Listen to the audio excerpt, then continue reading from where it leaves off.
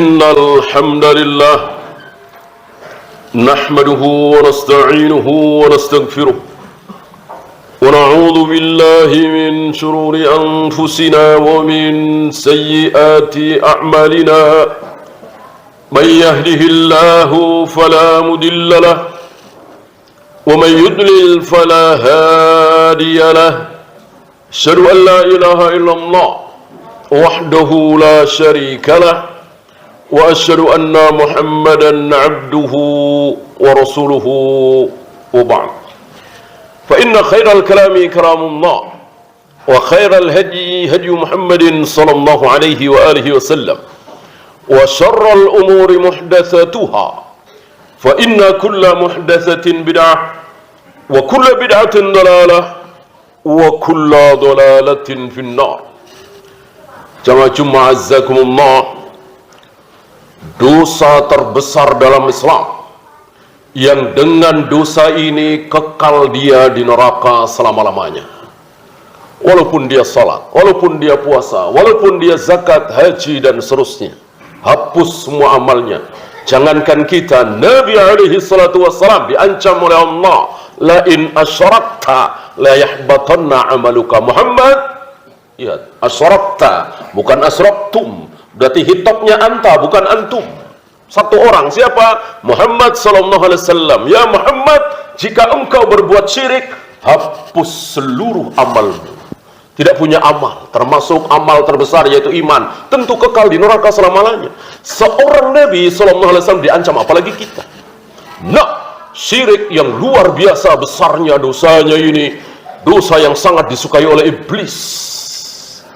Pertama kali muncul dari mana? Dari kuburan. Dari kuburan. Bukan dukun, jimat ini, itu belakangan. Pertama kali kuburan.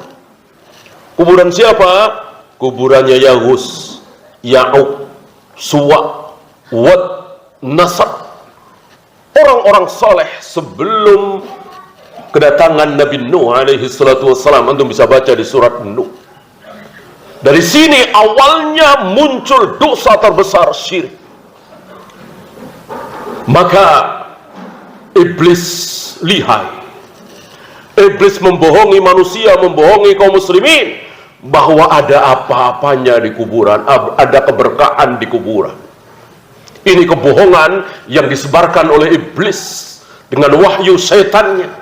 Padahal keberkahan bukan ada di kuburan, tapi ada di masjid, di telapak kaki ibu kita, di orang tua kita yang sudah tua renta. Kita suapi beliau, kita mandikan beliau, kita cebokin beliau. Itu keberkahan besar, bukan di kuburan. Mau kuburan siapapun, kuburan orang soleh, para wali, sama saja, nggak ada. Kalau kuburan mendatangkan berkah, berarti Allah telah menutup berkah. Kenapa? Karena Allah menyembunyikan seluruh kuburan para nabi, para rasul alaihi wassalatu wassalam. Tidak ada satupun nabi, satupun rasul yang ketahuan mana kuburannya, disembunyikan oleh Allah. Hanya Nabi Muhammad SAW yang ketahuan di mana kuburnya, itu pun disembunyikan. Karena Nabi dikubur di hujrahnya, kamarnya Aisyah. Sebagaimana sabda Nabi SAW bahwa seluruh nabi, seluruh rasul harus dikubur di tempat di mana dia meninggal. Meninggal di pinggir kali, ya harus di pinggir kali itu dikubur. Meninggal di samping batu, ya di samping batu itu dikubur. Nabi Muhammad SAW wafat di kamarnya Aisyah, maka di kamar Aisyah itu beliau harus dikubur. Adakah kaum muslimin bebas mengunjungi kubur Nabi? Nggak bisa. Ini kamarnya Aisyah, seorang wanita, istri beliau. Berarti kaum muslimin terhalang berziarah kubur Nabi, betul. Berarti terhalang dari kebaikan? Enggak. Kebaikan bukan di kubur beliau, tapi di masjid beliau, dengan cara salat, baca Al-Quran, zikir, wirid. Bukan di kubur beliau. Nggak ada para sahabat ketika punya masalah, punya sesuatu, berbondong-bondong ke kubur Nabi, minta kepada Allah di kubur Nabi. Tidak ada. Mereka berbondong-bondong ke Masjid Nabawi, ke Masjidil Haram, ke tempat-tempat yang telah ditentukan oleh Allah dan Rasulnya bahwa itu mengandung berkah.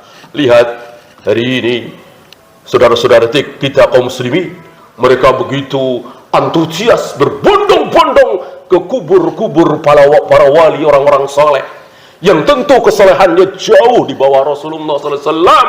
Sementara para sahabat, siapa yang lebih paham tentang Islam ini? Kita semua apa para sahabat?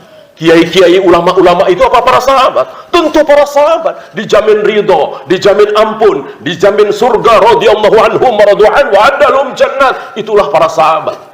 Adakah kiai ulama yang dijamin ridho, dijamin ampun, dijamin surga? Tidak ada. Hatta Imam Syafi'i, Imam Bukhari, Imam Muslim, Imam Muhammad, tidak ada yang dijamin masuk surga, dijamin ridho, dijamin ampun. Itu cuman para sahabat. Dan jelas ayatnya, Taubah ayat 100. Mereka telah dijamin ridho, dijamin ampun. Selain sahabat tidak ada. Maka manusia-manusia yang sudah dijamin ridho, dijamin ampun, dijamin surga, kita ikuti, kita contoh, kita teladani. Apa yang mereka lakukan, kita lakukan. Apa yang tidak mereka lakukan, jangan. Apakah mereka berbondong-bondong ke kuburan? Tidak.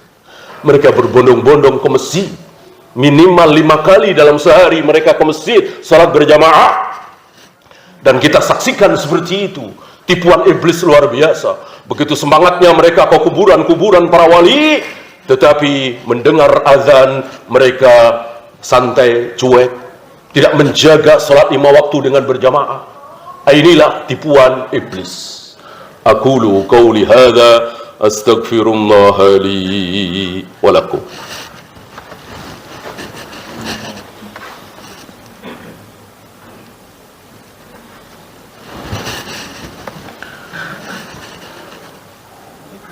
Alhamdulillah hamdan katsiran tayyiban mubarakan fih kama yuhibbu rabbuna wa yarda. Asyhadu an la ilaha illallah wahdahu la syarika lah wa asyhadu anna Muhammadan abduhu wa rasuluhu wa ba'd. Ayuhal ikhwah, seluruh amal ibadah yang tidak ada contoh dari Nabi sallallahu alaihi wasallam tertolak. Buat apa ada Nabi, ada Rasul kalau kita boleh ngarang sendiri? Buat apa Allah mengutus seorang Nabi, seorang Rasul, kalau solat kita boleh beda dengan solat Nabi, zikir kita boleh beda dengan zikir Nabi, salawat kita boleh beda dengan salawat Nabi? Buat apa Allah mengutus seorang utusan?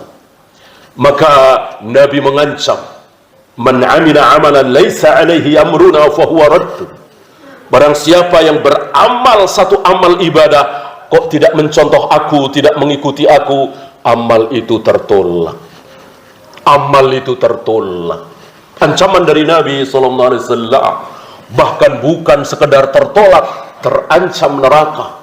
Ini hampir diucapkan oleh beliau di awal khutbah beliau. Setiap kali beliau berkhutbah, beliau hampir selalu mengucapkan kalimat ini. Iyyakum wa muhdatsatil umur fa inna kulla muhdatsatin bid'ah. Hati-hati oleh kalian seluruh ibadah yang tidak pernah aku contohkan, karena semua ibadah yang tidak aku contohkan namanya bid'ah. Wa kullu bid'atin dalalah wa kullu dalalatin finnar. Dan semua bid'ah itu sesat, dan semua yang sesat tempatnya di neraka. Dan bid'ah itu tidak ada di mobil, tidak ada di handphone, tidak ada di pesawat, tidak ada di pakaian, tidak ada dicari nafkah.